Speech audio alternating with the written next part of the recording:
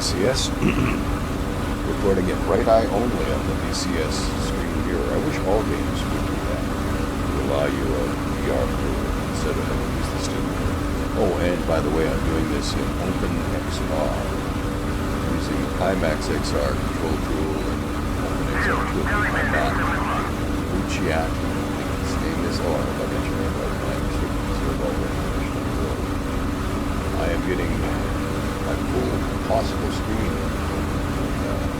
frames per second here at 76, which is quite astonishing. I learned that better than 50 before. I'm getting 76, even with the CPU bound, performance.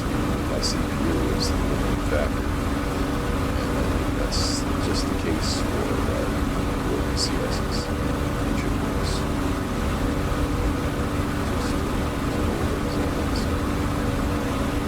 Tell you what, this openXR toolkit is the way to go. I've still got some work to do getting the joystick properly. It's sloppy and it's twitchier on the center, which is weird. That's probably the way I've got it set up.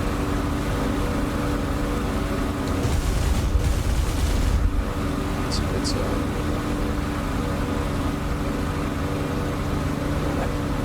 back. Probably stuff. Probably he's dead, so. Or dead. What's that? Out of commission, out of action. Look at that. I just about over there. It's a good spin. Yeah, see, I've got to get the nose down. I've got to get this thing trimmed off. Trim some nose down in. Speed's coming up. That's good. You don't have a seat of the pants feel for flying in DCS or any other sim right now. Maybe someday. So you've got to trim things until it feels right.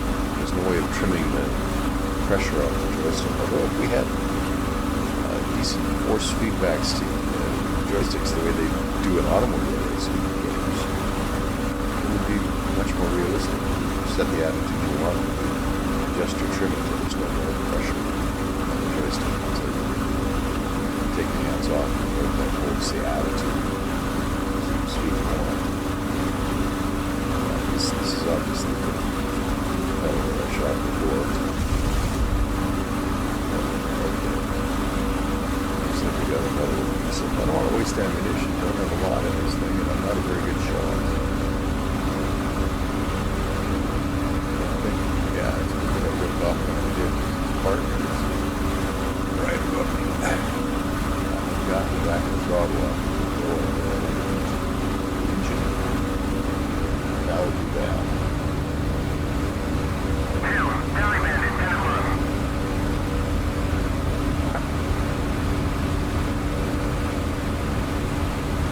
Another program I'm using here is called necksafer.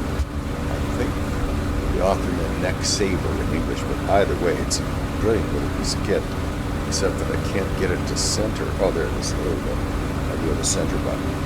And it allows you to look around a little more efficiently than you can without it. I mean, a lot more efficiently. I'm old, and my neck will only turn about this far, but with necksaver, I can then look behind me and see that the other guy's wingman is right where I don't want him, which was behind me. And I think a little bit higher, which is also bad. Look at this cockpit though. I'll admit the scenery isn't great in DCS. Certainly it's leagues behind the new Microsoft Flight Simulator 2020, and it's dramatic scene. But I don't think it takes a backseat to anybody in terms of the cockpit's instrumentation. And the fact that you can even use the mouse in DCS, and all the systems work exactly as they did in the real airplane, at least as far as I can tell. I mean, I've never flown a Spitfire in real life. Oh, look at that. See, I do have some joystick issues, but I really do believe that they're more about I've got the joysticks set up than they are about the flight model. And it's also a matter of getting used to it.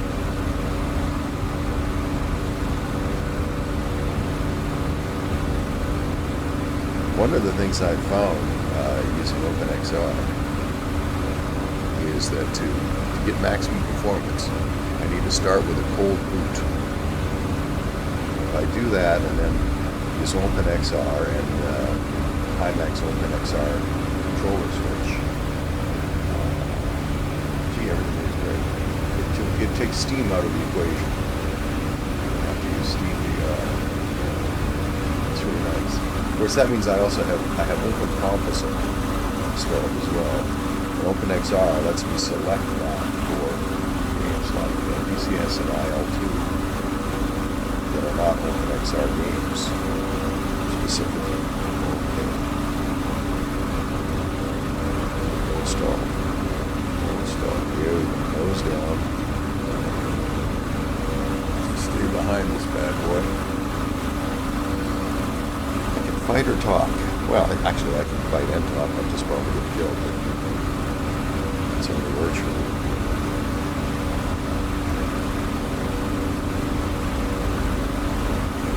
And I've been humiliated far worse than this in simulation games.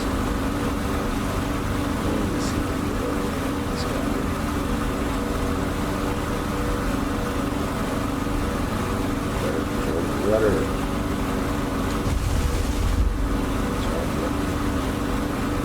I've got to just a little lighter touch. Trimming here. Before you blame the fight model for things, you got to make sure you got the airplane trimmed. After it's on.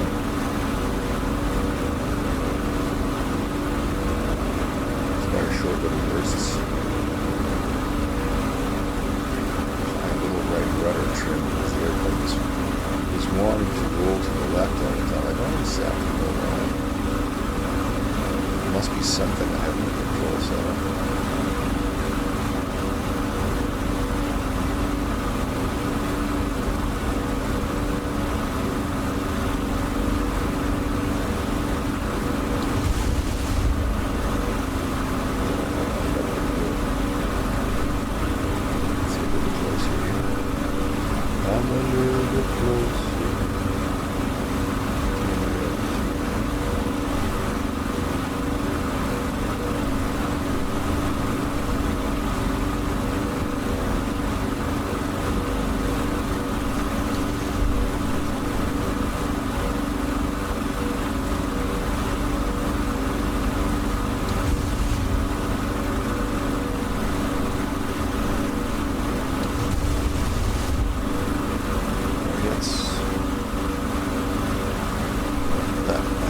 Bailed out, so we're okay. But there he is. His parachute. That's nice. Everybody fights. Everybody flies. Rebalance. Now let's see if I can find this thing. That's where I had trouble with the control system. I was checked out on 3 different tail grinders. And I owned one myself, the Luskin 8F. None of them was as hard to land as this thing. Weird because famous Luftwaffe's daddy Molders, when he tested when he captured Spitfire in France around 1940, he said it was childishly simple to land compared to the 109. And in this game I find the 109K easier to land than Spitfire. But again, I keep thinking it comes back to my stick set. How I've got things set up. Of course, it doesn't help if you don't know which way the wind is blowing. Jeez, I should have checked that before I took it off. But you'd think over this little airfield I might find a windsock or thing. I go low enough. Can I get a windsock? Can I get a witness? I don't know where it would be.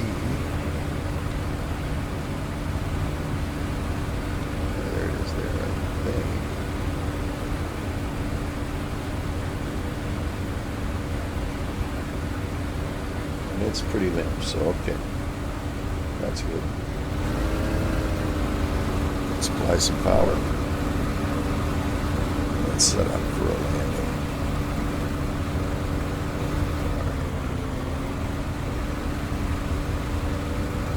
And see, now I'm using that necksafer again. I should put a link to that. And I'm using the openXR version of it. I seem to be spending an awful lot more time in DCS than most things lately. Other than flights in 2020, which I love, but I really do like DCS more and more and more I play it. Now, let's see if I can. I'm going to use the mouse to try and get the gear down. Come on, baby. There we go. Gear's coming down. Let's throttle back a bit. Airspeed's a little bit high. We're a little bit low for where I want to be, but that's okay. There's the runway off our right wingtip. I am not going to apply flap until I'm downwind, or on the downwind, the final. I'm on my base leg now.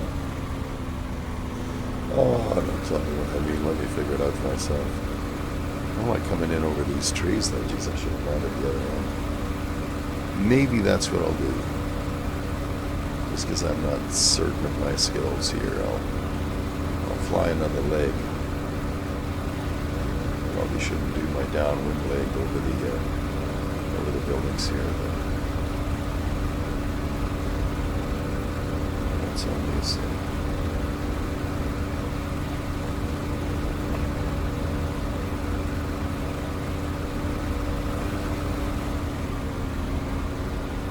So I've got my airspeed down to about 160. I think that's pretty good. It's well above stall speed for this angle and for any angle of bank that I intend to do. I'm going to almost have to do a button hook. I'm going to try and do a kind of a non-traditional approach here. I'm just going to keep coming around in a circle until that big nose is kind of aligned. I want to be at about 100 miles an hour around here, so I'm a little fast. Don't want to hit the trees. Not the best approach I ever made. Alright, let's put some flaps down. Now I'll just get the nose straight here. Try and hold it straight, which is... Now just try and hold the airplane off while holding the nose straight.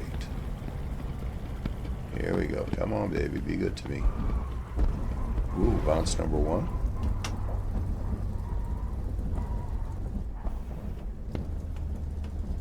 I guess I'm down. Oh, dear, dear, dear, dear, dear, dear, dear, dear. Low speed ground loop. Okay. All right. Well, down safe, but not a very good landing. But I'm working on it.